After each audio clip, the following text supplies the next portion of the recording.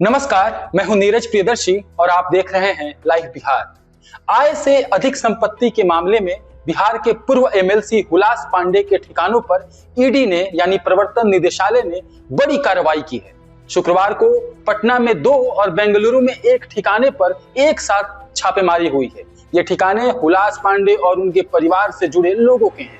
पटना में आज सुबह ईडी की टीम दानापुर के गोला रोड स्थित एक्सप्रेशन एक्सोटिका के ब्लॉक ए के फ्लैट नंबर 407 में छापेमारी करने पहुंची।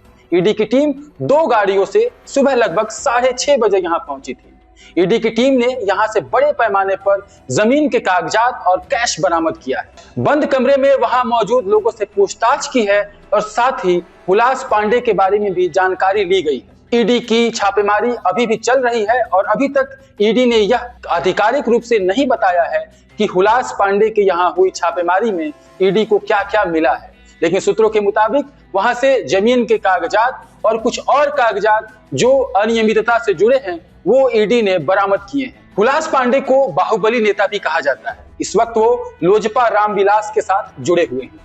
हुलास पांडे का जन्म 31 दिसंबर 1976 को रोहतास जिले के नवाडीह गांव में हुआ था।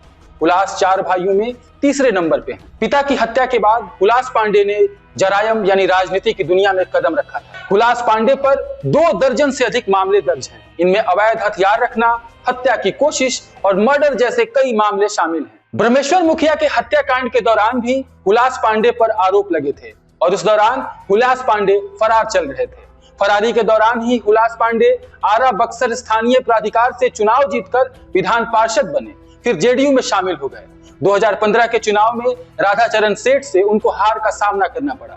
इसके बाद वे लोजपा में शामिल हो गए तथा अब लोजपा रामविलास के नेता हैं। जेडीयू के पूर्व विधायक सुनील पांडे के वे भाई हैं और सुनील पांडे की गिनती बिहार के बड़े बाहुबलियों में होती है। सुनील पांडे के बेटे प्रशांत पांडे इसी साल उपचुनाव में तरारी से चुनाव जीत कर आए हैं और बीजेपी के विधायक बने हैं। हुलास पांडे ने अपने भतीजे को जीत दिलाने के लिए खूब प्रचार प्रसार किया था। लोजपा रामविलास के संसदीय बोर्ड के अध्यक्ष और केंद्रीय मंत्री चिराग पासवान के बेहद करीबियों में हुलास पांडे की गिनती होती है। बिहार के चर्चित ब्रह्मेश्वर मुखिया हत्याकांड में भी हुलास पांडे के खिलाफ चार्जशीट दाखिल हुई थी। इसके बाद उन्होंने पिछले साल 18 दिसंबर को एलजेपी रामविलास के संसदीय बोर्ड के अध्यक्ष पद से इस्तीफा दे दिया था।